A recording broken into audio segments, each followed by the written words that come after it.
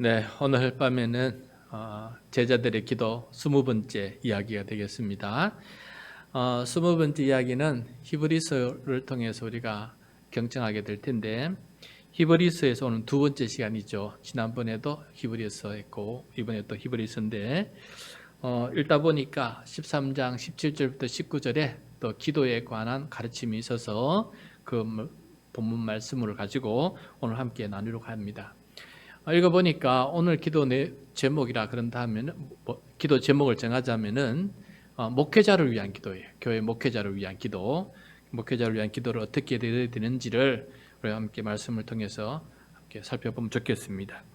먼저 교회 성도들은 교회 지도자, 특히 목회자에게 어떻게 대해야 하는지 가르쳐주고 있어요. 17절 말씀인데 17절 말씀 다시 한번 읽도록 하겠습니다. 너희를 인도하는 자들에게 순종하고 복종하라. 그들은 너희 영혼을 위하여 경성하기를 자신들이 청산할 자인 것 같이 하느니라. 그들로 하여금 즐거움으로 이것을 하게 하고 근심으로 하게 하지 말라. 그렇지 않으면 너희에게 유익이 없느니라. 아멘. 자, 여기서 너희를 인도하는 자, 교회 지도자를 말하죠. 특별히 오늘날로 한다면은 목회자, 목사를 가리키는 말이 되겠습니다. 목사는 여러분 교우들을 인도하는 사람입니다. 이 이미지가 어디에서 왔냐면은 목자와 양의 그 이미지에서 나오는 말인데, 목자가 양들을 인도하는 것처럼 그래서 목사는 교우들을 푸른 초장으로, 하나님의 말씀에 꿀이 있는 푸른 초장으로 인도하는 그런 인도자다라는 것을 우리가 여기서 깨닫게 됩니다. 그러면 목사는 교우들을 어디로 인도하는 것입니까? 어디로? 삼일체 하나님께로 인도하는 거예요. 하나님께로 인도하는 사람이지 다른 어디로 인도하는 사람은 아니다라는 것입니다. 그래서 삼위일체 하나님이 참 목자이세요. 그 참 목자이신 하나님을 만나도록 그쪽으로 인도하는 자라는 것이죠. 그럼 무엇으로 인도합니까? 무엇으로? 목자는 양들에게 꼴을 먹입니다. 그처럼 목사는 교우들에게 하나님의 말씀을 먹입니다. 그것이 바로 하나님의 말씀, 성경책 아니겠습니까? 하나님의 말씀을 먹임으로 그렇게 하나님께로 인도하게 됩니다. 그럼 어떻게 인도합니까? 어떻게? 말씀을 설교하고 말씀을 가르치고 말씀으로 양육하고 그렇게 함으로 말미암아 그렇게 목사는 성도들을 하나님 아버지께로 인도하는 일을 감당하게 됩니다. 그래서 우리 교우들이 하나님의 나라에서 하나님의 자녀로 살아간다면은 그 일을 잘 하고 있는 것이고, 하나님의 나라가 아니라 세상에 빠져서 세상을 쫓아간다 그러면은 지금 인도를 잘못 못하고 있는 것이다. 이렇게 생각이 듭니다. 자, 이렇게 교우들은 이렇게 인도하는 목사, 하나님의 말씀으로 인도하는 목사에게 오늘 말씀을 보면 순종하고 복종하라라고 말씀하고 있어요. 여러분, 사람에게 순종하고 복종할 때에는 꼭 명심해야 될 것이 하나님께 순종하고 복종하는 것하고는 조금 달라요. 사람에게 순종하고 복종하는 것은 어떤 것과 같냐면은, 이렇게 생각을 해봤는데 믿음의 자녀가 믿음의 부모에게 순종하는 것과 비슷해요. 그러니까 믿음의 자녀가 믿음의 부모에게 순종하는 것과 비슷하다. 하나님께서 부모와 자녀를 이렇게 짝지어 주셨어요. 그래서 태어나면서부터 부모는 자식에게 책임을 져야 되는 그런 어른이고, 또 자녀는 부모에게 순종해야 될 그러한 처지에 있습니다. 그래서 부모가 자녀들을 어떻게 인도합니까? 잘 자라도록, 그래서 스스로 자립할 수 있도록까지 그렇게 이 세상에서 혼자라도 설 수 있도록 그렇게 인도하는 게 부모의 역할 아니겠습니까? 그런데 이제 부모가, 제가 처음 할 때 믿는 자녀와 믿는 부모를 비유를 들었어요. 그게 무슨 말이냐면은, 하나님은 말씀하시기를 내 부모에게 부모를 경외하라, 그죠? 공경하라라고 이렇게 하나님께서 말씀하셨기 때문에 부모를 공경하는 자녀가 되어야 됩니다. 세상 사람들은 부모가 이득이 되면 공경하고 이득이 안 되면 공경 안 하고 이러는데, 그것은 잘못된 태도예요.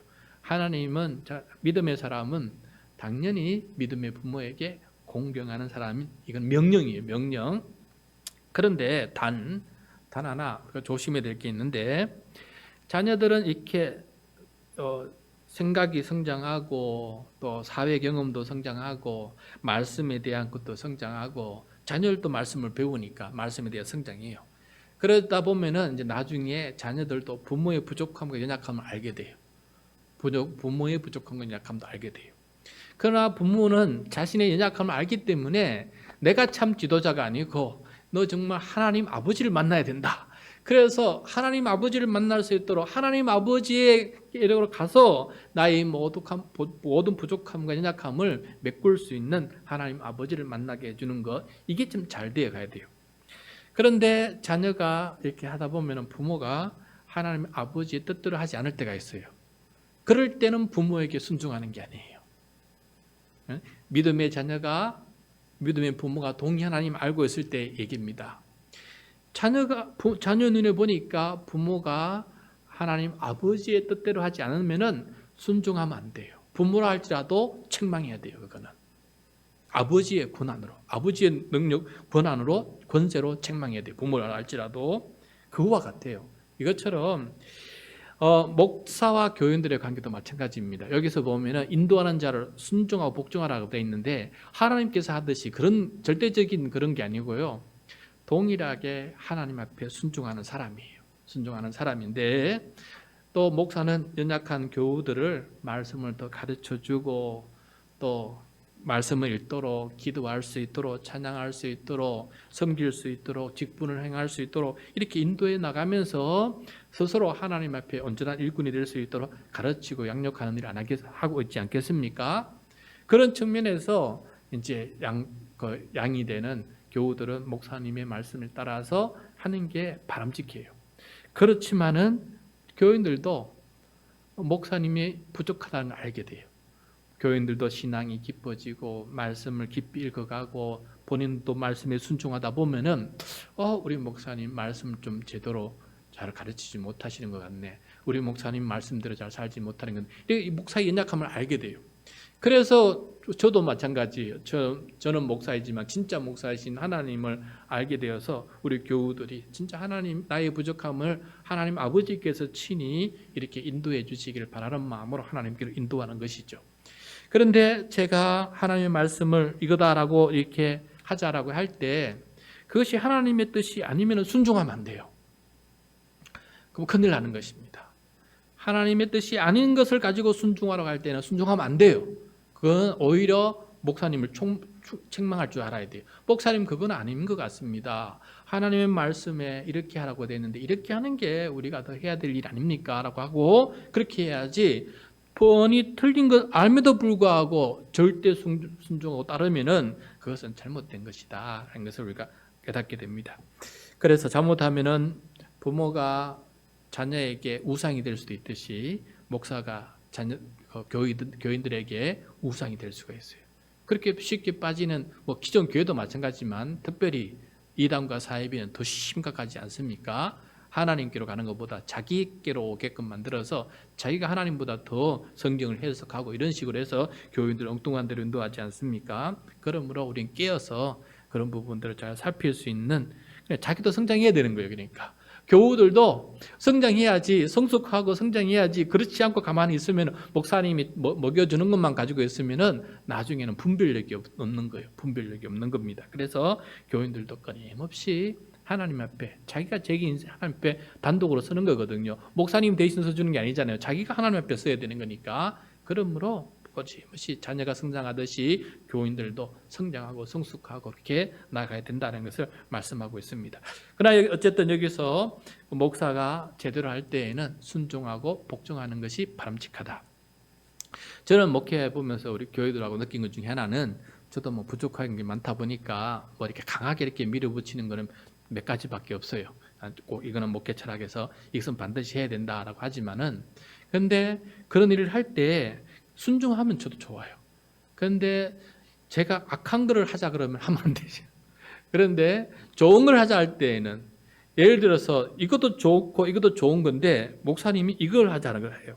나는 이것도 좋은 거 하고 싶을 때, 그럴 때에는 두 개 다 나쁘지 않으면은 목사를 따라가는 게 교회가 질서 있게 나가는 좋은 방향이에요. 그래서 목사를 따라가는 게 좋은 방법, 좋은 것이다. 그런 생각을 해보게 됩니다. 근데 오늘 17절 말씀에 따르면은 목사는 교인들의 영혼을 위해서 경성한다라고 되어 있어요. 경성하는 사람이다. 그래서 경성한다는 말씀 무슨 뜻이냐면은 깨어서 지킨다라는 뜻이에요. 깨어서 지킨다. 교인들을 인도할 때 혹시 곁길로 빠지지 않을까, 좌로나 우로나 치우치지 않을까 살피고, 그래서 제 길로 갈 수 있도록 지켜주는 사람이다라는 것이, 그게 바로 경성하는 자다라는 뜻. 경성, 깨어서 지켜주는 자다. 그래서 교인들의 영혼이 곁길로 빠지지 않도록, 다른 길로 가지 않도록 늘 지켜보면서, 그래서 바른 길을 갈 수 있도록 안내해 주는 일을 해야 된다라는 것을 말씀해 주고 있습니다. 그런데 이렇게 경성하는 것을 마치 자신들이 청산할 자인 것 같이 한다라고 말씀하고 있어요. 갑자기 청산이라는 말이 나오는데, 성경에서 청산한다라는 말은 어떤 말이냐면은 종이 주인에게 회계 보고하는 거예요. 그러니까 이제 주인이 집에 어떤 관리할 것들을 이제 여행을 떠나게 되죠. 멀리 가게 되는데 종에게 그걸 다 맡겨요. 청지기 관리인으로 다 맡겨요. 그러다가 이제 시간이 지나서 주인이 돌아오면은 그 다음에 종이 그동안 어떤 수입이 있었고 어떤 지출이 있었고 어떤 문제 있었는지 하나하나 이렇게 보고하는 거 아니겠어요? 그 보고하는 걸 가서 여기서 청산한다라는 청산한다. 회계 보고를 한다. 우리가 재직해야 할 때 재정도 마찬가지예요. 재직해야 할 때마다 재정, 수입, 지출 결산을 하고 잔액을 얘기하고 어디에 썼는지 하고 그 다음에 교인들이 물어보고 해서 오르면 가해서 딱 받아들여서 결산하지 않습니까? 그것처럼 이 청산한다는 게 그거예요. 그동안 해온 일들을 어떻게 했는지를 하나님 주인에게 보고하는 것입니다. 모든 성도는 하나님께서 맡겨주신 생명과 인생이 있어요. 그래서 누구 하나 빠짐없이 다 청산할 사람이에요. 청산할 자예요. 하나님 앞에 가서 자기 자신을 청산해야 되는 거예요. 그래서 이렇게 살았습니다라는 것을 보고하고 그렇게 살아야 되는 운명이에요. 그래서 하나님 앞에 심판대 서는 겁니다. 그래서 우리는 청지기 삶이다라고. 청지기 삶. 내 마음대로 살아도 되는 삶이 아니고 하나님께 주신 생명이고 하나님께 주신 인생이고 하나님께 주신 사명이 있기 때문에 우리가 이 맡은 사명을 잘 감당해서 하나님 앞에 이렇게 가서 청산을 해야 될 그런 사람이라는 거예요. 근데 여기서 목사가 자신이 청산할 자인 것처럼 그렇게 한다라고 돼 있잖아요. 이 말씀은 뭐냐면은 이게 잘 이해가 안 됐는데 제 경험을 생각해 봤어요. 우리 교회 어떤 교인이 있어요.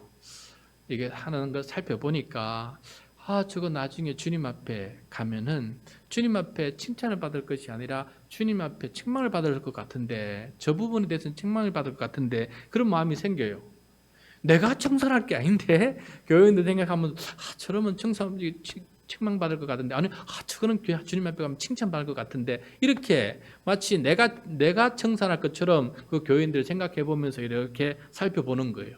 그것처럼 목사는 교인들이 어떻게 청산할 것인지를 미리 생각해 보면서 잘 청산할 수 있도록 인도해 주는 그런 사람이다. 그게 바로 목사의 의무고 사명이다라는 것을 이렇게 말씀해 주는 것 같아요.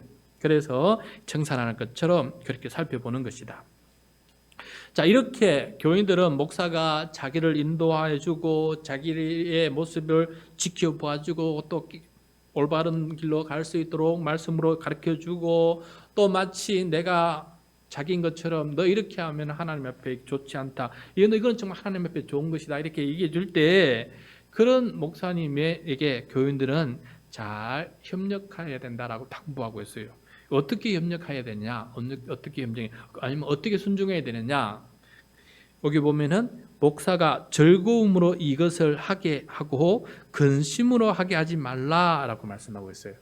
목사님이 이 일들을 인도하는 이 일들을, 경성에서 이 하는 일들을, 청산을 미리 하는 것처럼 하는 이 모든 일들을 해줄 때에 그것을 즐겁게 할 수 있도록 하려면 어떻게 해야 되는 겁니까? 그 말씀에 잘 따르고 협력하고 목사님과 대화하면서 그럴 수 있겠네요 하면서 목사님의 어떤 이야기를 권면을 받아들이고, 감사할 것은 감사하고 회개할 것은 회개하고 잘할 것은 더 잘하고 잘못하는 것은 변화시키고, 그렇게 나갈 때 목사도 즐겁고, 그렇게 안 하면 목사가 어떻게 되겠습니까? 근심에 쌓이는 거죠. 근심에. 저러면 안 되는다면서 근심에 쌓이는 거 아니겠어요?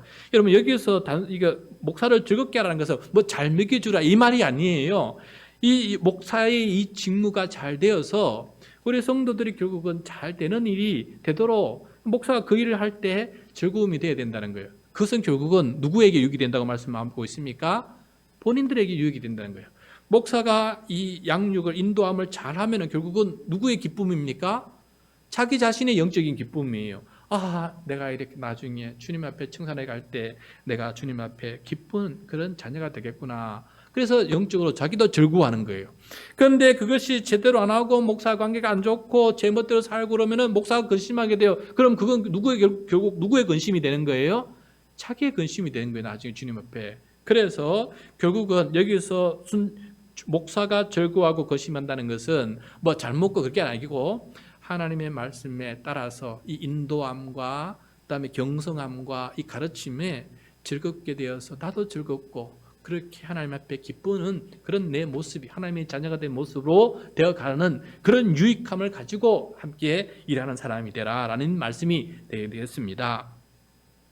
자, 교인들이 순종하고 따라야 할 목사이기에 목사가 정말이지 교인을 하나님께로 바르게 인도하고 가르칠 수 있는 사람이 되어야 되지 않겠습니까? 그래서 목사를 위해서 기도하는 것이 매우 매우 중요하다라고 말씀하는 거예요. 18절 말씀입니다. 18절 말씀 시작.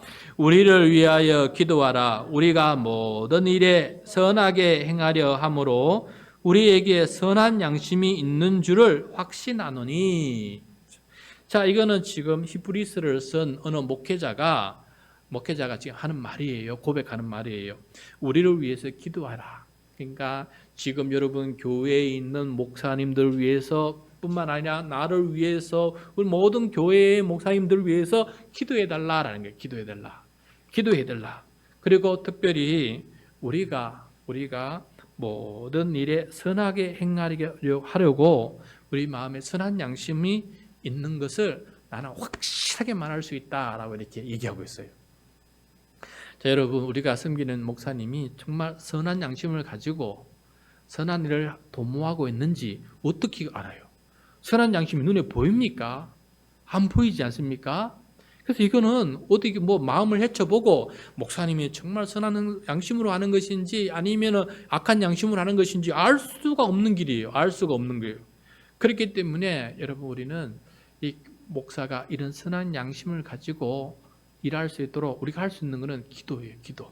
기도하면서 하나님, 우리 목회자가 우리 목사님이 정말 하나님 앞에 선한 양심을 가지고 선한 목회를 할 수 있도록 선한 그 인도함, 선한 경성함을 가지고 우리를 이끌어갈 수 있는 그런 목사가 될 수 있도록 하나님 도와주세요. 하나님 지켜주세요. 그 양심을 주님, 그 마음을 그걸 온전하게 지켜주세요라고 이렇게 기도해야 된다라는 것이. 그리고 여기서 목사들에게도 주는 메시지이기도 합니다.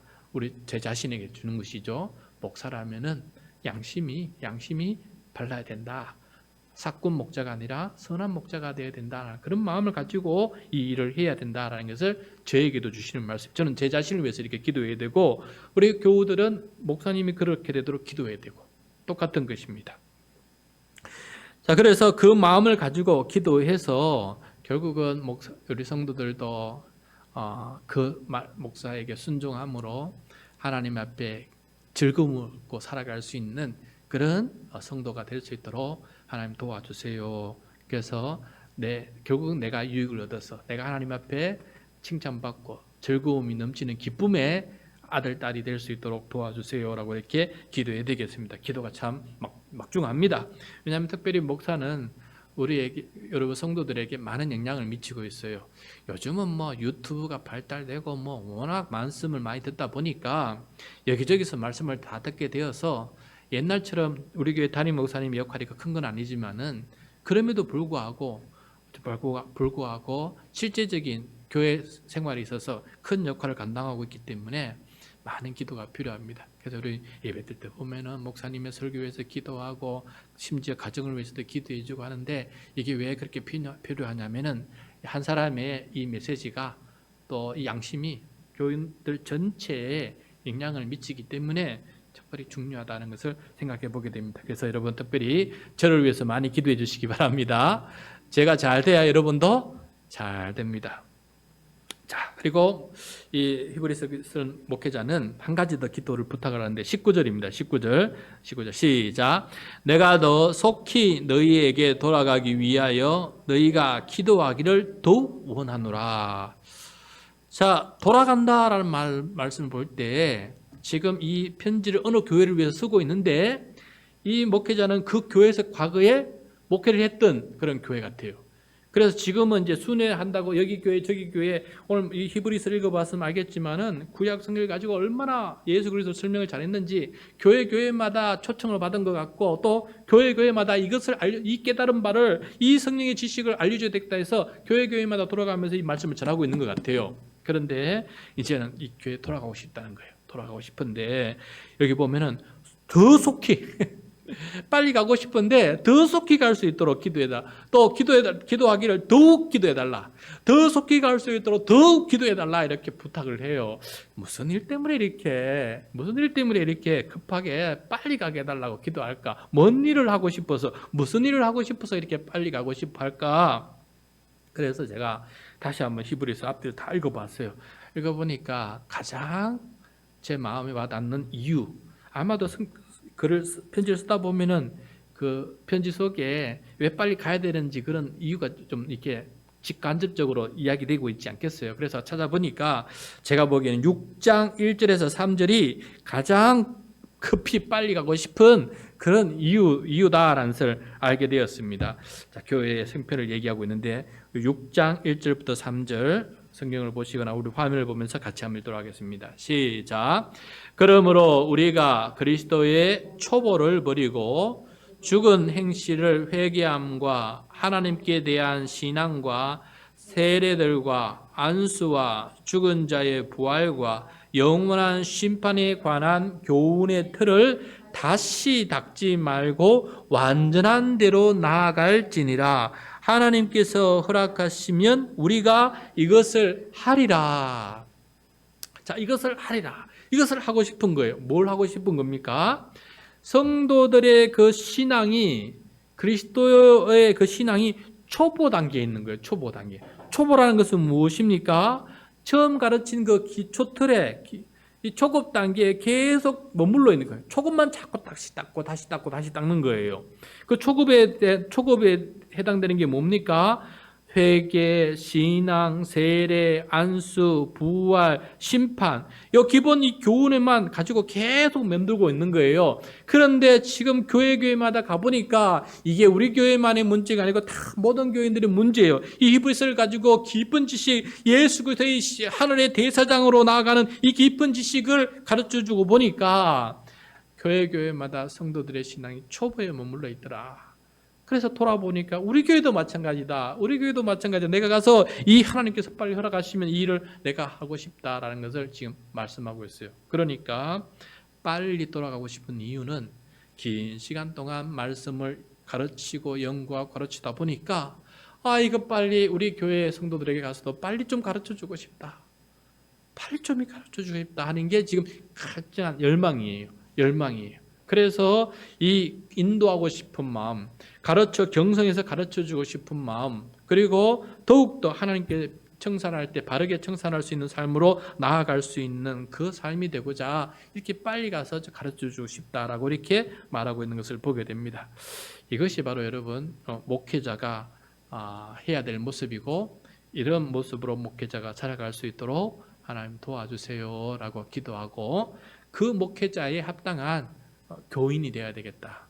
그래서 여기는 목회자를 위한 기도이기도 하지만은 그런 목회자와 어울리는 교인이 되게 도와주십시오. 그래서 목회자와 저가 함께 주 앞에서 즐거워하는 그러한 성숙을 이룰 수 있도록 도와주십시오.